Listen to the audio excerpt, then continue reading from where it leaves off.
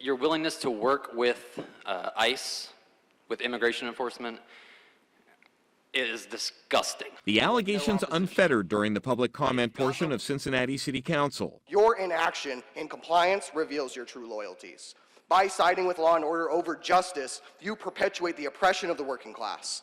The Cincinnati Socialists voicing their indignation over council not taking a stand against hardline federal policies on immigration, and even saying that it would assist ICE officers if they request backup. Among this group, there appears to be a perception that you are bending the knee to the Trump administration, certainly when it comes to immigration. We're supporting, obviously, passing out information to the community so that they know that even if they are undocumented, they are guaranteed rights under the Constitution. So we're doing the things that we can do to control and protect our community and maintain a welcoming atmosphere for immigrants and new Americans. We spoke with Mayor Purval prior to the council meeting and asked about a comment he made last month that the city would have to reevaluate its stance on things like being a sanctuary city if it were threatened with losing $50 million in federal funding. Would rethinking your positions under the threat of money getting taken away be perceived as selling out?